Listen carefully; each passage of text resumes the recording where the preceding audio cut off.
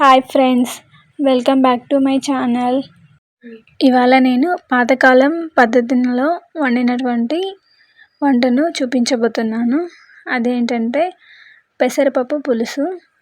ముందుగా పెసరపప్పును నానబెట్టుకొని కాసేపు అయిన తర్వాత కుక్కర్లో వేసి 3 విజిల్ల వరకు ఉడకబెట్టుకోవాలి. 3 విజిల్ల తర్వాత చూడండి మెత్తగా ఉడికిపోయింది. దీనిని ఒక గరిటెతో కానీ పప్పు గుత్తితో కానీ మంచిగా స్మాష్ చేసుకోవాలి.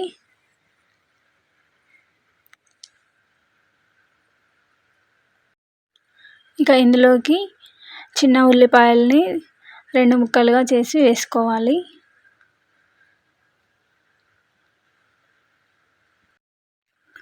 అలాగే 4-5 పచ్చిమిర్చిని చీలికలుగా చేసి వేసుకోవాలి.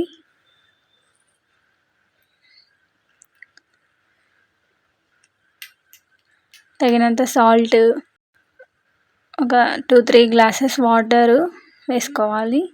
ఇప్పుడు దీనిని బాగా కలుపుకోవాలి. ఇలా బాగా కలుపుకున్న తర్వాత ఇందులోకి 2 కాయల నిమ్మరసాన్ని తీసి వేసుకోవాలి. నిమ్మరసం వేయడం వల్ల పులుసు అనేది మంచి టేస్ట్తో పుల్లగా బాగుంటుంది రుచి. ఇక వీటన్నింటినీ మళ్ళీ ఒకసారి మంచిగా కలుపుకొని స్టవ్ ఆన్ చేసి స్టవ్ మీద పెట్టి ఒక 10 నిమిషాల వరకు మరిగించుకోవాలి.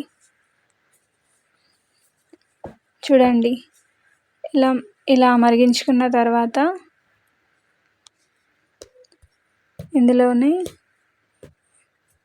ఇట్లా అడుగు అంటకుండా కలుపుతూ మరిగించుకోవాలి. ఇలా మరిగించిన తర్వాత పక్కన పెట్టుకొని పోపు సిద్ధం చేసుకోవాలి. పోపు కోసం ఆవాలు, జీలకర్ర, పచ్చిశనగపప్పు, కరివేపాకు, ఎండుమిర్చి,